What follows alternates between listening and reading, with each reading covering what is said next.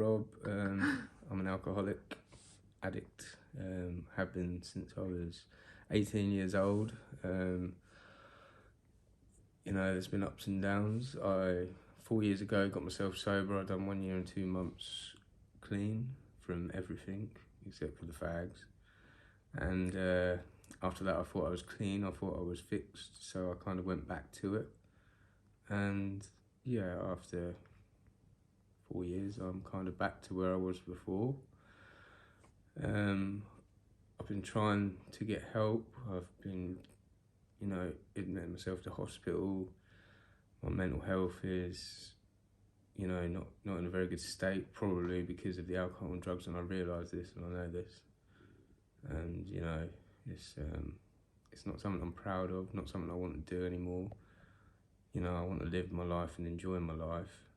But at the moment, when I go for help or, tell someone I'm not safe on my own, I almost get ignored and it hurts. And again, it's got to be something I'm going to do on my own, and I've realised that, not on my own, but with a support network, which there is some out there, but not enough. My own mum and dad have come to a point where they're like, we're not medical professionals, we can't help you. So, go and admit yourself into a hospital or see a doctor. But every service I go to, I just get bounced off from one place to the other. And drinking what I'm drinking at the moment, I'm drinking 4 to 5 bottles of wine a day. And a lot of the time you wouldn't notice it unless you smelled it on my breath. You wouldn't know unless you, like I just said, smelt it on my breath. And I'm kind of quite a high functioning alcoholic, and obviously you've got drink and you've got obviously all the other drugs and you've got heroin, but heroin and alcohol are the only two substances that you need to detox from. And at the moment, I haven't got the money to, go and buy my alcohol, but I wake up in the morning shaking, and I know if I stopped dead tomorrow, I would, my organs would possibly start to shut down. And that's a scary situation that I'm in. I found myself a rehab to go to on the 28th, which I am solely committed to, and I will go there, and I've got to go there for a minimum of 12 to 18 months. And hopefully, after that time period and getting myself to this point in my life where I don't need these drugs, and alcohol is a drug, and I resent anyone who says it isn't, which is in your face all the time. But once I get past that, I'm then going to be in a state of mind and a position to want to throw myself into helping people. And I'll do follow-up videos. I'll try and do one before I go, and you might not hear from me for a year to 18 months while I'm there, but hopefully after that I'll do another follow-up video which will hopefully show a story of a young beautiful person who has a lot of love and compassion, and wants these drugs, alcohol that is out there, what you might want to call it.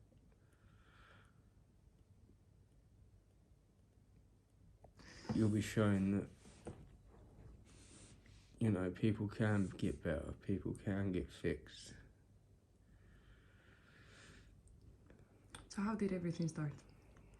How did everything start? So I had a mother and father who was loving, who, give me most things I wanted in life and done the right things by me. But I could see they drank a lot when I was growing up. They allowed me to drink when I was probably 14, 15, as in my own home.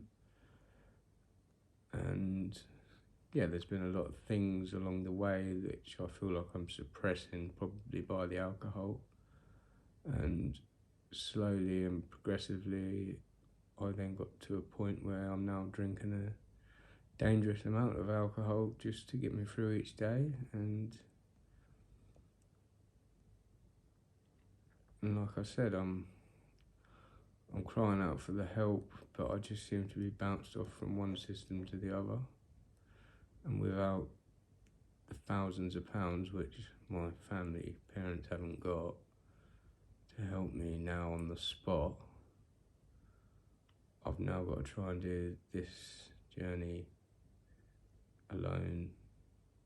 Not alone, but without the money, to try and get myself fixed, because what I'm receiving from hospitals, police, Can you government... talk about your experience in the hospitals? So yeah, I've been up to Addenbrooke's twice now, spoke to a psychiatrist, explained to both psychiatrists on both occasions that I don't really feel sound of mind at the moment, being on my own, to the point that I more or less got bullied off by the security in Addenbrooke's, to then have to call the police to walk out onto the main road outside the hospital for the police to pick me up to take me back into Addenbrooke's, for the police to then say no, he needs to be looked at again, for the psychiatrist to look at me and then just kick me back out, whatever time of day, night. And I suppose it hurts when you're actually trying to look for the help on a daily basis and you can't find it. It feels like there isn't help out there. Mm-hmm. And like I said, once I get myself into the position where I'm in a good headspace and I haven't got this addiction anymore, I am going to throw myself into helping out as many people in this world as humanly possible. So you've been in the streets, living in the streets.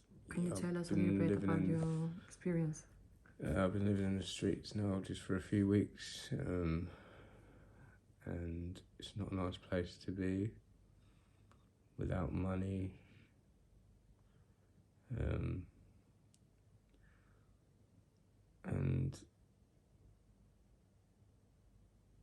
it's a scary place to be in, especially being such a kind, non-confrontational type of person. It's not a bit of me at all, and I do not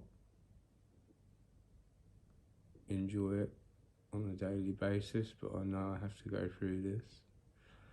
And like I say, I'm going to rehab on the 28th, so I've got 7 more days. And when I get there, I'm not going to look back. And yeah, and anyone who is watching this, or, you know, whether you've got bad things to say or not, it doesn't really bother me, you know, all opinions in Mars are welcomed. But please look at it and think to yourselves, even drink is a drug. Drink is one of the biggest drugs out there. It's in your face, it's on your Facebook feed, it's 3 for 2 in the shop, you know, summer's coming up. And there's people out there with personalities, addictive personalities like myself, who go along with everyone else in this fluid system, and turns out they're not in the right mind space, mental capacity or addiction scale to be able to go out and have a casual drink like a big percentage of people can. And that is a sad fact in life, but like I said, there is hope for many people, and there is already services out there that can help, but for me, I'm looking for the help right now and I'm not finding it. And if it wasn't for this beautiful woman filming me right now, who has helped me in this short, now 7 days left before I go to this rehab, to be honest, I don't know if I'd have got through it, and it's only a short amount of time. And thank you for watching.